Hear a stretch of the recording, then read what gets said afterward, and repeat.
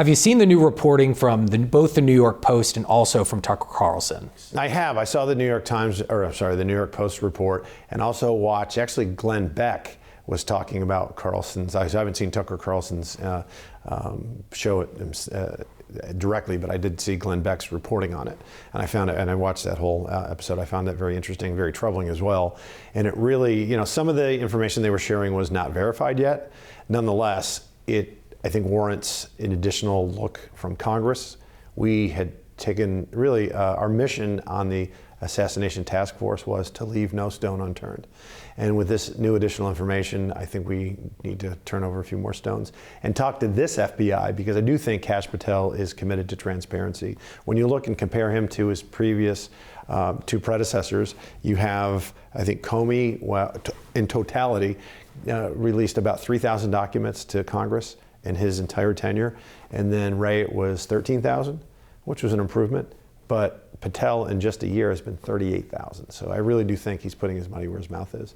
But we need additional questions answered. So this information that's coming out, more of it's now starting to become confirmed, talking about Thomas Crooks' YouTube channel, some of the posts that were made, some of the groups that he was in. You feel as though there are questions that have been left unanswered, and that President Trump's FBI will now hopefully begin to answer some of those questions, some that were left unturned. Yeah, there's a couple of things that just smack you in the face are, they told us that he didn't have that big of a footprint on social media. That doesn't seem to be true now. And not to say that it was maybe expansive, but it was certainly more expansive than they led us to believe. That's one. And then two, they were talking about political motivations. They said he didn't seem to have many, but he seemed to have, I think, anti-Semitic and anti-immigration viewpoints. And they didn't tell us about his perhaps fascination with Mao. I think that was interesting in and of itself. And some other things. From our investigation, it seemed that we had obviously a very troubled young man. He was focused on and really obsessed with violence and then violent rhetoric. But we didn't know that part initially. This has just come out now. So that angers me. The fact that when I think the Assassination Task Force was stood up at the end of July, I think it was July 29th, we didn't see the rifle that he used until November 18th. That's 4 months. Why? Would it have some secret that China was going to use against it? It was serious. It was silly. The fact that I was asking direct questions to the FBI about what kind of rifle was it? Or scope rather, was it a red dot scope? Was it a magnified scope? They didn't share any of this information with us. So we felt like we were getting stonewalled. And then when we finally went to Quantico, which was in November, it was a long time in coming. So this just kind of fits that pattern of delay, and maybe not share everything. You used the word anger a few times, and that's obviously how you feel right now. Is that also how maybe some of your colleagues feel as well that served on that task force, saying, okay, this information is coming out now. This was either, I don't want to say it was hidden, but it was not divulged to the task force, and that there is absolutely a search for answers here. Like, that's where the bottom line comes in. We need answers with this information. That's a great question, because was it deliberate or was it incompetence? It's one of the two. Why we didn't get this full, expansive report and reporting to us. It should have been quicker, and it should have been more, really, again, all-encompassing, and it wasn't. What questions specifically are you looking to, focus in to get answered? Was it what you just mentioned in terms of, was it deliberate? Was it intentional? Are there other questions that specifically you have now moving forward that you say, these are the ones specifically I want to ask to those in charge? One of the deputies for former Director Wray, Paul, I believe his name is pronounced Abadi, he was the one that shared with us that, he has these anti-immigrant and anti-Semitic views. Well, why did he feel compelled to tell us that and not the other information? Is that all he had? I just find it very interesting that it would fit into a narrative that a Biden DOJ would want to put out there, because certainly we saw early reports that this guy was MAGA.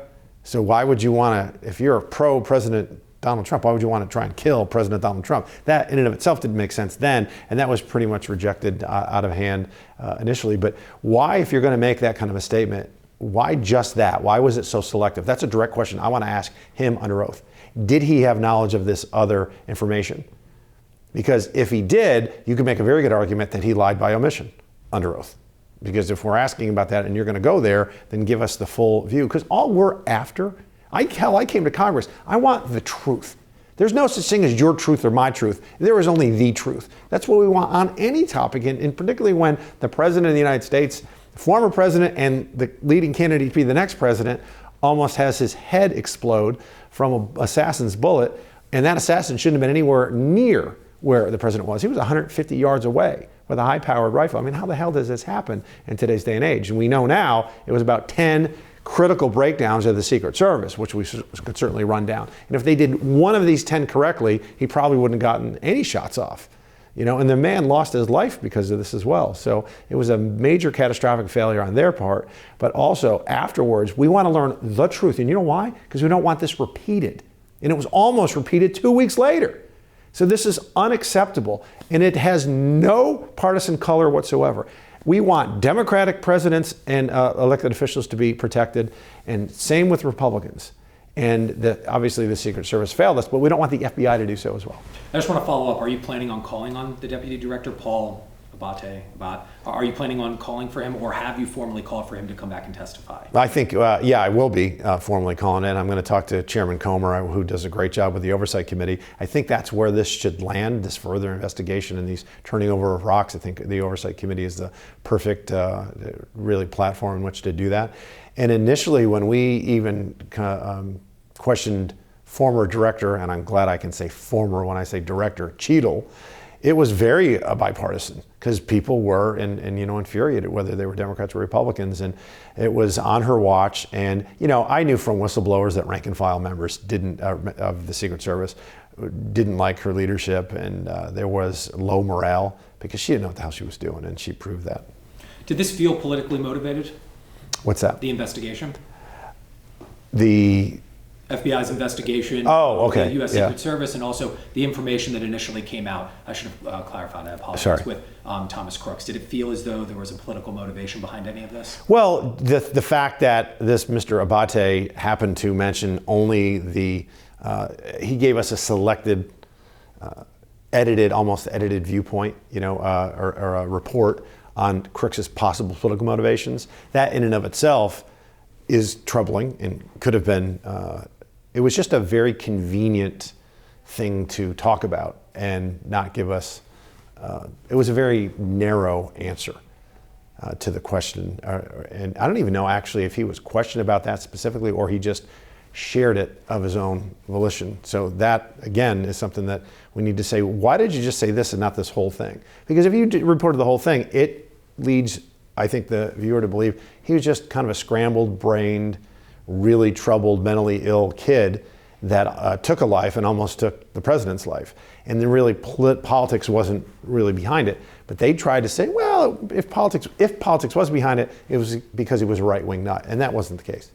Because the information coming out is actually showing us, I don't want to say quite the opposite, but that there was some type of alleged radicalization actually going on behind the scenes. From my understanding, prior to COVID, was very much more pro-President Trump and the more right-wing. Mm-hmm. And then following COVID, moved more. At some point, he flip-flopped politically. There was some type of alleged online radicalization that was at play here, and then at some point flipped. Yeah, because troubled minds like that, particularly in today's day and age with this social media, are susceptible to radical views, unfortunately.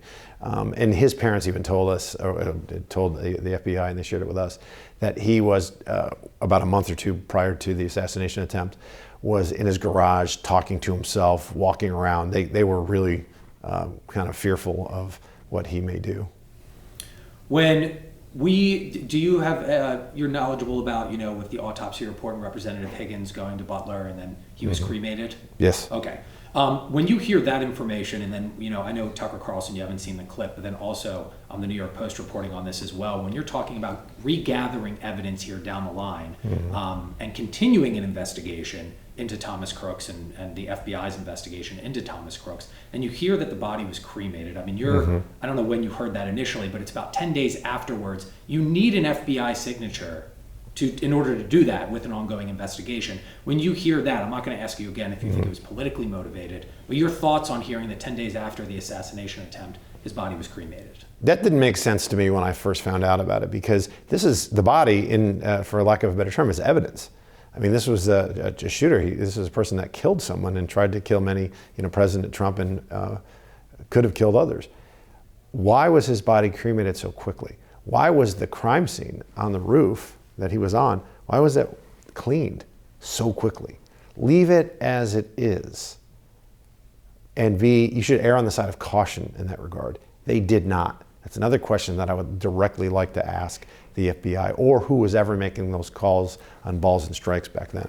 And it's been reported as well that I believe there was some drone surveillance activity, or at least some restrictions that should have been in place when Thomas Crooks allegedly was flying his drone looking in and around that area as well. I'm assuming those are questions that you also want to get answered. How is this system, the security system, just so happened to be down for, I think it was at least minutes, if not 10 minutes? We asked that question back, when we were doing our original investigation, and they had anti-drone technology. It just wasn't working.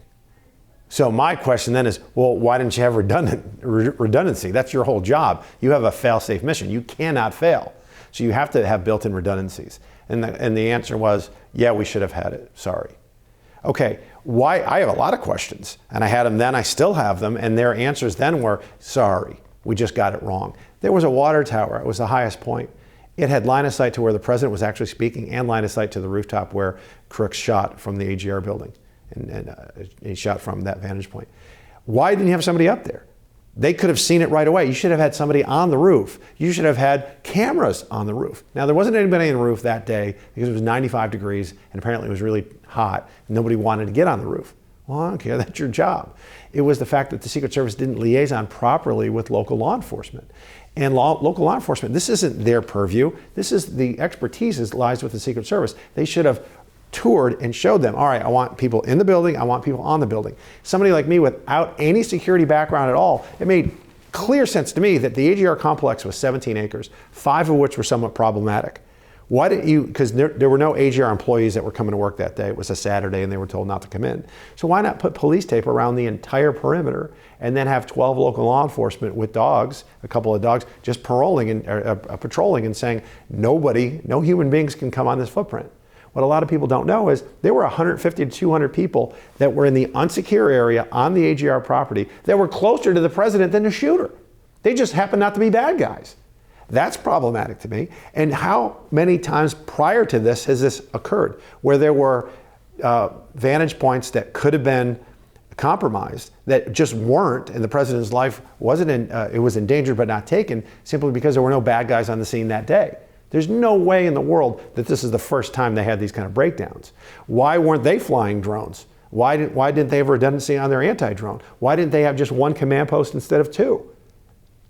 You don't have 2 command posts. There's a reason. Why, when your snipers are talking to one another, they have to get off their scope and go to their cell phones and text one another? You've got to, but I mean, we've all seen the movies. I mean, Jason Bourne, he's looking through and he just taps like this, and because the technology exists. The fact that they couldn't communicate with local law enforcement in real time either, because some local law enforcement saw him on the roof and they couldn't relay it. It should have never happened. So there's all these series of breakdowns of that can't ever happen again. And then 2 weeks later, it almost happens again. It's really remarkable. Have you seen any of the new reporting from both the New York Post and also from Tucker Carlson? Yeah, we definitely got stonewalled when we finally got answers that we thought were fully forthright, and now it seems like they weren't. So that's an issue that again causes me angst and anger. I would like to bring in the new director of the Secret Service, Sean Curran, and just visit with him as well to make sure that, hey, have these lessons been learned, and hey, has the culture changed? Because Cheadle resigns, and rightfully so, the day after we have her in front of the Oversight Committee, right? And then you got Acting Director Rowe, who didn't learn lessons, I think, at all, because him and I got into it at a task force hearing, the last one we had, because he's sitting there standing behind the President of the United States, Joe Biden, at a 9/11 memorial in New York. And that doesn't seem to the layperson, why is that a big deal? Because he has no business as the director of the Secret Service standing behind the president. You know who's supposed to be standing behind the president? The head of his security detail, the agent in charge of the detail. And why is that important? Because he's the one in charge of the protection plan. He has a vest on. He has a radio in his ear, and he went to the operational briefing that morning. So if anything, God forbid, goes down, they all know, they all have a role to play. Rob Rowe doesn't. What the hell was he there for? Obviously, he was there for the photo op, okay? And furthermore, when he puts the director or the special agent in charge of the president's detail out of position, guess who he then puts out of position? The special agent in charge of the vice president's detail. He was also out of position. So it was chaos. They didn't want him there. He didn't attend the briefing. You know who told me all this? Secret Service whistleblowers. They were infuriated that he was there.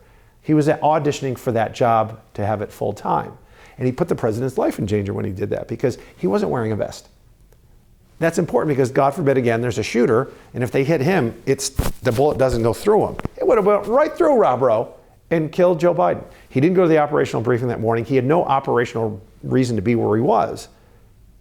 He didn't have a radio on him, et cetera. So he would have been in the way if something had gone down.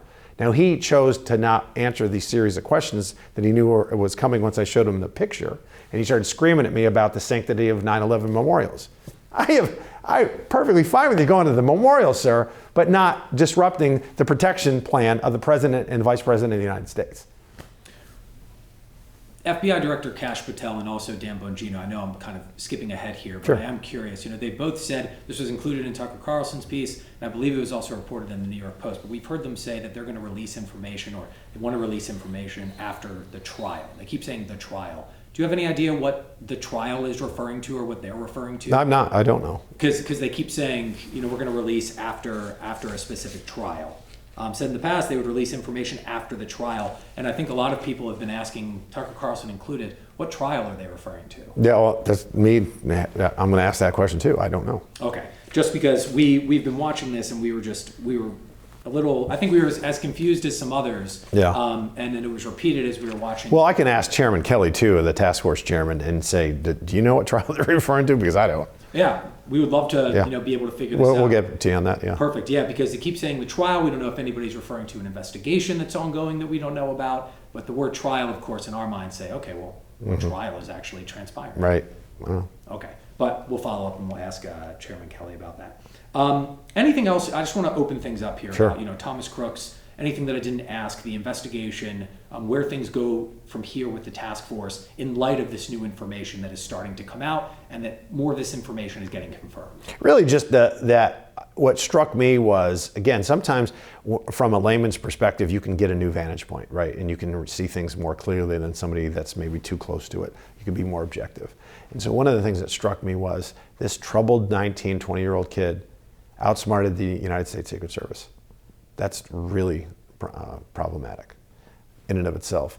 And how he did it that day. Flew the drone around, went to the site, I think around 3:30, to make sure that nobody was on the roof. There's a photo of him somebody took, and he's looking at the roof to make sure that, because if somebody was on it, he might not have come back. And he was then smart enough, although obviously mentally ill, but smart enough to not have the rifle on him at the time. And then when it looked like the coast was clear, and he used a rangefinder, and they saw him with the rangefinder, and they didn't nab him, then they lost sight of him. Like, that's just, it's odd. But then he goes back to the car, gets his weapon, brings it back in a backpack, then assembles it, climbs the roof, and gets on. I mean, it was amateur hour, but he did it. He pulled it off. And the task force is going to ask specifically, why were we kind of told there wasn't a digital footprint, but now all of a sudden this reporting is showing us and proving that there was an extensive digital footprint that was not revealed to us. Yeah, if you do your job the right way and thoroughly initially, you get a lot fewer conspiracy theories moving forward, and that's really good for the country. People just want transparency and they want the truth. Look what happened with, in November of 1963 with Kennedy's shooting.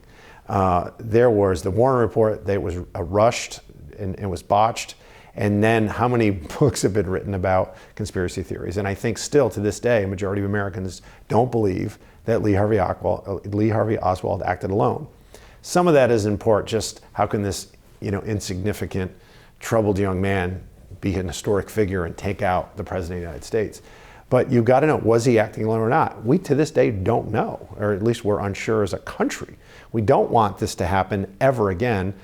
We don't want the act to happen ever again, but we don't want that doubt to creep into the American really persona either, because if you start doubting things like that, you're not going to trust your own government. And that's not a healthy place to be in an open republic.